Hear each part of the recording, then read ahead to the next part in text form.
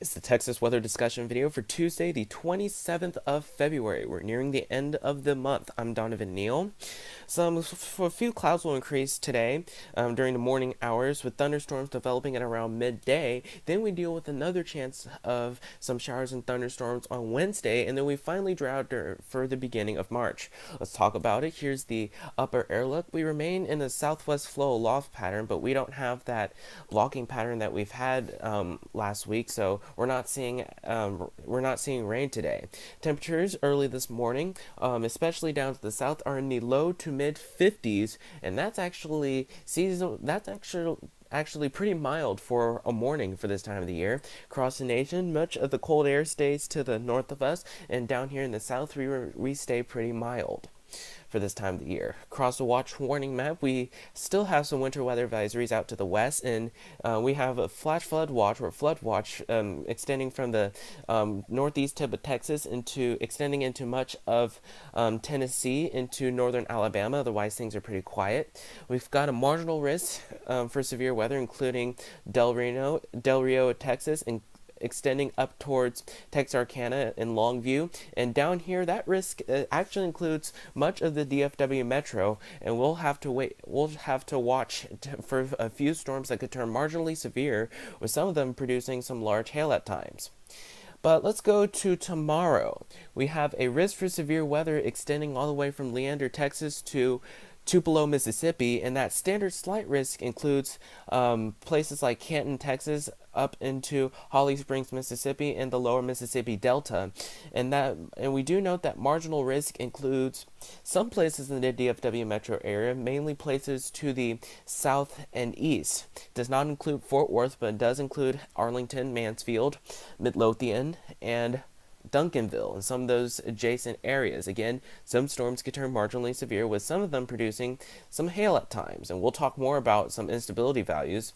And then on day 3, the activity pushes to the east, but organized severe weather is not expected.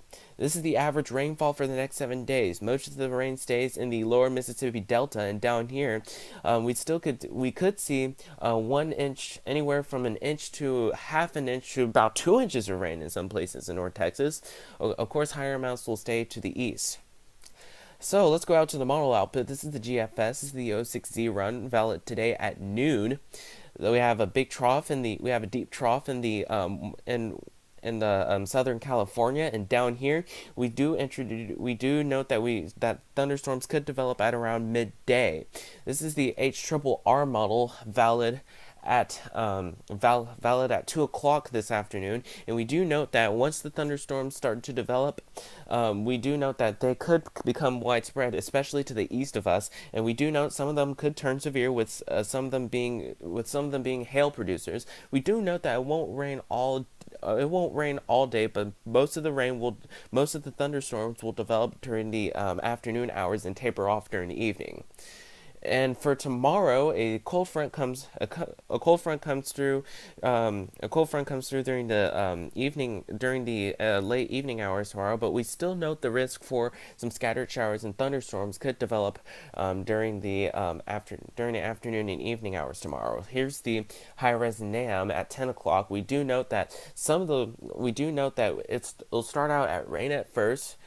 Some scattered showers and perhaps maybe a thunderstorm or two could start out during the morning hours on Wednesday, and then really between that and the evening hours, rain will be possible.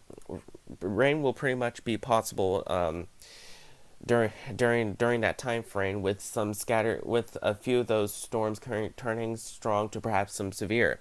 It definitely won't rain all day, but certainly rain at times. Let's take a look at the instability values during the evening hours, and of course we can see that some of the we could tap on a little bit of instability, especially points to the southeast, where their instability values exceed over 800 joules per kilogram. Obviously, that's not a high number, but enough to. But keep in mind that you don't need high amounts of instability to tap on a few strong to severe storms. So we should So we're going to forecast a risk for scattered strong thunderstorms, especially around the DFW metro area and points to the east, and highs should be in the low 70s for Wednesday.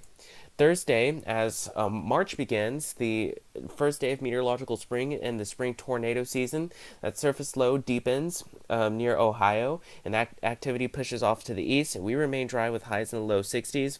Friday should be another dry day with abundant sunshine, plentiful sunshine with highs in the highs in the upper 60s. Saturday should be another dry day, again highs in the upper 60s. Sunday we could see a few showers develop during the afternoon and evening hours, with a little bit of moisture surging in from the Gulf. Highs should be in the low 70s though. Monday, surface low deepens near Minneapolis, St. Paul. Looks like some big snows right there down here, and that could mean more chances of scattered showers and thunderstorms during the afternoon hours on Monday. We'll have to watch for that. And here's a week from today, Tuesday, March 6th. We have troughing just to the north of us, and down here we remain. That looks like a dry day. Should be a nice day with plentiful sunshine with highs in the low 60s. Here's the end of the forecast period. This is Friday, March 9th. We have a pattern change here. We have troughing to the east of us, and down here we remain pretty dry.